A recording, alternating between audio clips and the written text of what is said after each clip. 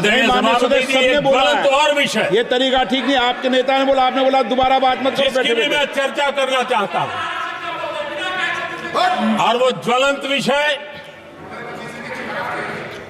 समान नागरिक संहिता, uniform civil code. ये विषय भी संविधान सभा के ध्यान बाहर नहीं था। संविधान सभा ने यूनिफॉर्म सिविल कोड को लेकर के लंबी चर्चा की, गहन चर्चा की, और उन्होंने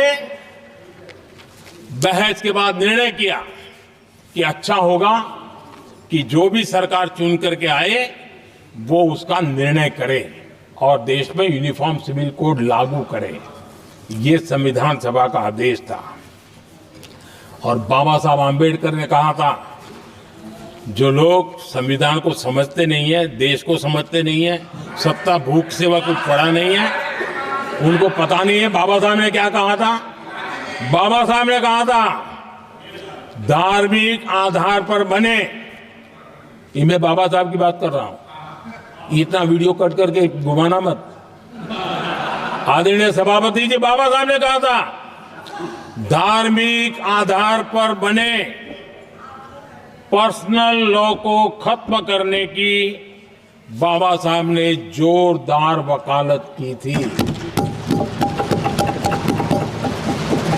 उस समय के सदस्य के.एम. मुंशी जी ने कहा था, समान नागरिक संहिता को राष्ट्र की एकता और आधुनिकता के लिए अनिवार्य बताया था। कमा मुंशी जी ने। सुप्रीम कोर्ट ने भी कई बार कहा है कि देश में यूनिफॉर्म सिविल कोड जल्द से जल्द लाना चाहिए। सरकारों को आदेश दिए हैं सुप्रीम कोर्ट ने। और उसी संविधान की भावना को ध्यान में रखते हुए, संविधान निर्माताओं की भावनाओं को ध्यान में रखते हुए, हम पूरी ताकत से लगे हुए हैं सेक्युलर सिविल कोड के लिए। और आज कांग्रेस के लोग संविधान निर्माताओं की भावना का भी, सुप्रीम कोर्ट की भावना का भी अनादर कर रहे हैं, क्योंकि उनकी राजनीति को सूट नहीं करता है। उनके लिए संविधान वो पवित्र ग्रंथ नहीं है, उनके लिए एक हथियार है राजनीति का। खेल खेलने का हथियार बना दिया। लोगों को डराने के लिए संविधान को हथियार बनाया जाता है। आदरणीय सभापति जी, और ये कांग्रेस पार्टी, उनको तो संविधान शब्द भी उनके मुंह में शोभा नहीं देता है। इसलिए जो अपनी पार्टी के संविधान को नहीं मानते हैं, जिन्होंने अपनी पार्टी के संविधान को कभी स्वीकार नहीं किया है, क्योंकि संविधान को स्वीकार करने के लिए एक लोकतांत्रिक स्पिरिट लगता है जो जिनकी रगों में नहीं है। सत्तावाद और परिवारवाद भरा पड़ा है। अब आप देखिए जो कैसी शुरुआती कितनी गड़बड़ हुई है। मैं कांग्रेस की बात कर रहा हूं। 12 कांग्रेस की प्रदेश की कमेटियों ने, 12 प्रदेश कमेटियों ने सरदार पटेल के नाम पर सहमति दी थी।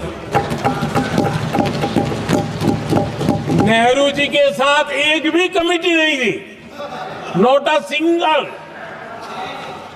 संविधान के तहत सरदार साहब ही देश के प्रधानमंत्री बनते हैं, लेकिन लोकतंत्र में श्रद्धा नहीं, खुद के संविधान पर विश्वास नहीं, खुद के ही संविधान को स्वीकारना नहीं, और सरदार साहब देश के प्रधानमंत्री नहीं बन सके और ये बैठ गए।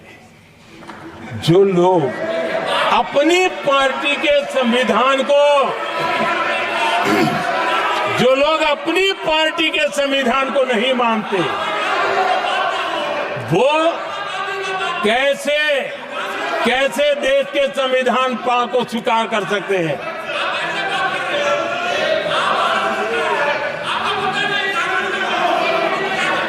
आदरणीय सभापति जी, जो लोग संविधान में लोगों के नाम ढूंढते रहते हैं, मैं जरा बताना चाहता हूं। कांग्रेस पार्टी के एक अध्यक्ष हुआ करते थे और वो अति पिछड़े समाज से आते थे। अति पिछड़े, पिछड़े भी नहीं, अति पिछड़े, अति पिछड़े समाज से आते हुए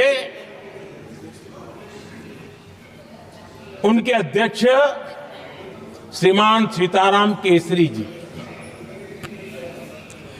कैसा अपमान किया गया। कहते हैं बाथरूम में बंद कर दिया गया, उठा करके फुटपाथ पर फेंक दिया गया। अपनी पार्टी के संविधान में ऐसा कभी नहीं लिखा गया, लेकिन अपनी पार्टी के संविधान को न मानना, लोकतंत्र की प्रक्रिया को न मानना और पूरी कांग्रेस पार्टी पर एक परिवार ने कब्जा कर लिया, लोकतंत्र को नकार दिया।